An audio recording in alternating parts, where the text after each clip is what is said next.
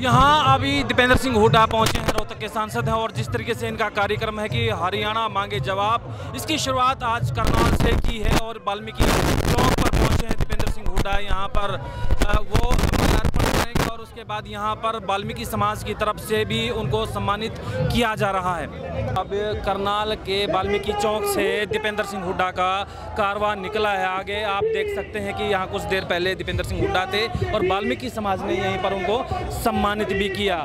और लोगों से भी हम बात करने की, आप इसी में जुलूस में साथ में? हाँ जी, मैं रितु सैनी कांग्रेस पार्टी से हूँ। हाँ जी, दीवान सिंह बुद्धि राजा की टीम से। ओके, तो क्या जो जवाब मांग रहे हैं आप लोग? सर, मैंने बीजेपी से कांग्रेस ज्वाइन किया था और एमपी से इलेक्शन से पहले काफ़ी टाइम पहले बात ऐसी हुई सर, हमने जवाब चाहिए कि हमारी बेटियों के साथ, हमारी जैसी लड़कियों के साथ क्या क्या, मणिपुर में क्या किया। और वहाँ पे राहुल जी ने जाके देखा है, लेकिन उसके बावजूद भी एक बार भी किसी ने भी, नायब सैनी ने, मोदी ने, किसी ने वहाँ पे अंबानी की शादी में तो बड़े चले गए, जाके नहीं देखा बेटियों के साथ क्या हो रहा है। अरे जब मेरे जैसी एक लड़की इधर आ सकते हैं, वहाँ पे जहाँ इज्जत नहीं, जहाँ वहाँ पे कुछ नहीं, तो देख लो, हमने हिसाब चाहिए किसानों के साथ। किसान 700 मरवा दिए, उसके बाद बेटियों के साथ नौकरी, HCS की परीक्षा जो इन्हें लीक करवाई है, नीट की, और रोड, सड़क, मैं कितने विद्यालय खुलवाए, सब कुछ बेरोजगारी, सब कुछ हिसाब मांगे गए, सब ठोक के मांगे गए। जो लास्ट पॉइंट है महात्मा गांधी चौक है, और हमारे साथ हैं वीरेंद्र नरवाल जी। और एक तो जो आज का जो कार्यक्रम रहा है, यहाँ से शुरुआत आप किस तरीके से देखते हैं? देखिए, ये आज हरियाणा के अंदर हमारे लोकप्रिय सांसद जो दीपेंद्र सिंह हुड्डा के नेतृत्व में, जो और कांग्रेस पार्टी के नेतृत्व में, उदय भान जी के नेतृत्व में, जो लगभग 10 साल के करीब भारतीय जनता पार्टी ने केंद्र में और इस प्रदेश में शासन किया, तो उसके हिसाब के लिए कि हरियाणा मांगे हिसाब कि भाई आप लोगों ने 10 साल के अंदर क्या काम किया हरियाणा के लिए। क्योंकि इन 10 साल के अंदर जो हरियाणा खेलों में नंबर 1 था, जो प्रति व्यक्ति आय में नंबर 1 था, जो कृषि उत्पाद में नंबर 1 था, जो दूध उत्पादन में नंबर 1 था, जो मेडल लाने में नंबर 1 था, इस सरकार ने पूर्ण रूप से हरियाणा को गर्त में धकेल दिया और हर चीज में हरियाणा जो है प्रदेश, ये पीछे चला गया। लेकिन जो कांग्रेस पार्टी का शासन था, जिसमें जो भूपेंद्र सिंह हुड्डा 2005 से लेकर 2014 तक मुख्यमंत्री रहे, जो भूपेंद्र सिंह हुड्डा के कार्यकाल में हर तरीके से इस प्रदेश के अंदर तरक्की हुई। यहाँ जो आज गुंडागर्दी का आलम है, जो भूपेंद्र सिंह हुड्डा ने गुंडागर्दी को ख़त्म किया, युवाओं को बहुत बड़ी संख्या में रोजगार दिए, किसानों के हित के लिए बहुत फैसले लिए, कोऑपरेटिव का जो ब्याज था उसको ख़त्म किया, जो लैंड मॉर्गेज बैंक वाले और कोऑपरेटिव बैंक वाले लोन के लिए किसानों को जेल में डालते थे, उस काम को ख़त्म किया, जो किसान ट्रैक्टर लेता था और उसके लिए 5 या 7 एकड़ देने पड़ते थे, उसको 1 एकड़ पे किया, युवाओं को बहुत बड़ी संख्या के अंदर रोजगार दिया, खिलाड़ियों को करोड़ों रुपए दिए, और केवल करोड़ों रुपए दिए उनको अच्छे पदक लाओ और पद पाओ। तो उस तरीके से हरियाणा का जो नौजवान क्राइम की तरफ था, वो इस प्रदेश के लिए एक ऐसी एसेट बना कि वो प्रदेश को आगे बढ़ाने में लग गया, चाहे वो खेलों के रूप में हो, चाहे कृषि के रूप में, चाहे कुछ है। लेकिन आज खिलाड़ियों के साथ इतना दुर्व्यवहार है कि हमारी बेटियों को जो देश के लिए मेडल लेके आती हैं, उनको दिल्ली के अंदर सरेआम घसीटा गया। तो हम ऐसी सरकार से क्या उम्मीद कर सकते हैं? आज युवा हैं जो, इन्होंने एक पोर्टल खोल दिया जिसमें वो टेम्परेरी जॉब देते हैं। भाई टेम्परेरी जॉब नहीं, परमानेंट जॉब दो, और जॉब वो दो जिससे लोगों को रोजगार मिले, ये नहीं कि उनको हैंग करो। जब एक पोस्ट पे उसी पे काम करता हुआ व्यक्ति ज़्यादा तनख्वाह लेता है और इसके ऊपर कम तनख्वाह लेता है, ये बिल्कुल गलत है। जो भूपेंद्र सिंह हुड्डा ने जिस तरीके से रोजगार दिए, आज का युवा बिल्कुल वैसा ही रोजगार चाहता है, ईमानदारी से रोजगार चाहता है। यहाँ SS बोर्ड के चेयरमैन के कमरों से, ऑफिस से करोड़ों रुपए उठाए जाते हैं। इससे ज़्यादा भ्रष्टाचार क्या होगा?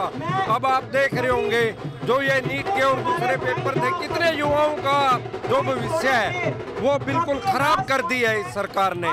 तो हमारा तो ये मानना है, आज का युवा, हमारे जो युवा सांसद हैं जो 5वीं बार बने हैं दीपेंद्र हुड्डा जी, वो इस प्रदेश का नेतृत्व दीपेंद्र हुड्डा को भी सौंपना चाहता है कि दीपेंद्र हुड्डा युवाओं का नेतृत्व करे, इस प्रदेश का नेतृत्व करे, जिससे ये प्रदेश आगे तरक्की करे और ये भ्रष्ट जो सरकार है इससे छुटकारा मिले।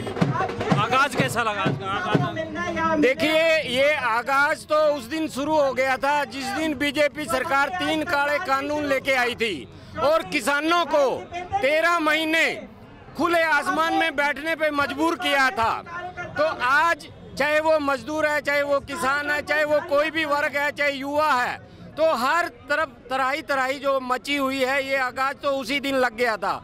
आज इन 10 सालों में देश को ये किस रास्ते पे ये राम के नाम पे वोट लेते लेते आज समझ में आ गया है। जिस तरीके से कह रहे हैं कि हम जो राम को लाए हम उनको लाएंगे, जैसे हमारे बाप दादा ने कभी राम नाम का नाम ही नहीं सुना है। हम हरियाणा के वो लोग हैं जो हम सबसे पहले नमस्कार से भी पहले राम राम बोलते हैं। और नहीं, न सिर्फ अयोध्या में, आज जितने भी धर्मस्थली है, हम सभी धर्मस्थलियों पे बीजेपी सरकार हारी है। और वो बीजेपी सरकार नहीं हारी है, वो इनका घमंड हारा है। और इन्होंने जिस तरीके से, और आज भी ये सरकार नहीं बनी है इनकी तो 240 सीटें आई है, इनको तो 272 चाहिए थी। आज ये एनडीए की सरकार है तो घमंड चकनाचूर हुआ है। और जहाँ पे भी ये विकास की बात कर रहे हैं, जितने भी एयरपोर्ट बने, अभी आपने देखा दिल्ली के अंदर, फिर वो गुजरात के अंदर, और सारी चीज़ें जो है ना इस देश की वो गुजरात के अंदर ही जा रही हैं। ये कह रहे हैं सबका साथ सबका विकास, सबका साथ सबका विकास होता तो आज ये जिस प्रकार से बच्चों का भविष्य खराब किया जा रहा है, आपने देखा है कि सारे पेपर लीक हो रहे हैं। तो मैं तो सिर्फ इतना ही कहना चाहूँगा कि कांग्रेस पार्टी जिस तरीके से भूमि अधिग्रहण नियम लेके आई थी, मतलब वो कहीं ना कहीं किसानों के हितों में था। मैं चाहूँगा कि आज किसान के लिए राहुल गांधी जी, दीपेंद्र हुड्डा जी और भूपेंद्र हुड्डा जी आवाज़ उठाएं और किसानों के लिए जो एमएसपी की मुख्य मांग है, उस मुख्य मांग को कानूनबद्ध करें तो फिर किसानों का भला होगा। अभी हम लोग अभी कर्नाटक के अंदर जो कर्नाटका के सीएम है सिद्धारमैया जी, उनके साथ राकेश टिकैत जी और युद्धवीर सिंह जी, हमारा एक मुलाकात उनके साथ था। एक deputy CM DK Shivakumar ji के साथ था। किसानों के लिए हम लोग पूरी दुनिया से 90 देशों का 188 डेलीगेट्स बुला रहे हैं और हिंदुस्तान से भी हम 500 के करीब किसान संगठनों को बुलाएंगे और वहाँ पे हम एक आयोजन करने जा रहे हैं अगले साल।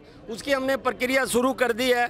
हमारा सिर्फ एक ही है कि बचेगा किसान तो बढ़ेगा हिंदुस्तान, क्योंकि किसान का बेटा ही देश के बॉर्डरों पर बैठा है और किसान का बेटा ही आज अनाज पैदा करता है। और ये दोनों ही वर्ग, दोनों ही एक अलग तकलीफ अपनी सह रहे हैं। तो किसान के लिए ये सोचे सरकार, जवान के लिए सोचे ये सरकार, ये युवा के लिए सोचे ये सरकार। तो मेरा सिर्फ इतना ही कहना है, जय जवान जय किसान, बचेगा किसान तो बढ़ेगा हिंदुस्तान। जय हिंद जय भारत। जी बिल्कुल, जिस तरीके से ये हुजूम यहाँ पर आप देख रहे हैं, तो यहाँ पर महात्मा गांधी का जो स्टैचू है यहाँ पर पहुँचे हैं और ये लास्ट पड़ाव है दीपेंद्र सिंह हुड्डा का। कुछ देर में आपको सुनवाएंगे कि दीपेंद्र सिंह हुड्डा ने अपने स्पीच में क्या क्या कहा। धन्यवाद करें सभी का, भाई काबा साहब का धन्यवाद कर रहे हैं। सभी साथियों ने देखो 3 बजे का प्रोग्राम था। मैं सोचता था इतनी गर्मी है, इतनी उमस है, शायद पता नहीं क्या टाइम क्या हो गया,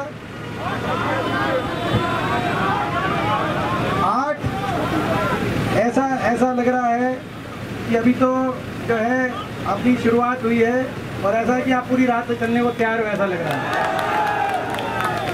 देखो वर्ल्ड कप हो गया, वर्ल्ड कप में इंडिया जीत गया। एक और लड़ाई है बीजेपी की हरियाणा सरकार और हरियाणा की लड़ाई है। इंडिया जीत गया, हरियाणा को भी जिताना है। और आपने इतनी मेहनत करी, इतनी देर चले साथ, इतनी मेहनत करी, ये आपका जो पसीना है, ये आपका पसीना मैं व्यर्थ नहीं जाने दूंगा। ये आपका पसीना रंग लेके आएगा, हरियाणा बदलाव लेके आएगा। और जो हरियाणा वासियों के साथ जो अन्याय इस सरकार में हुआ है, हर वर्ग के साथ जो न्याय हुआ है, अब समय है कि न्याय हो, हरियाणा आगे बढ़े, खुशहाली की तरफ बढ़े। जो साथी मिल लिए थे वो ठीक है, बाकी मैं यहीं में बैठ जाऊंगा। एक एक करके साथियों से यहाँ भी मिलेंगे।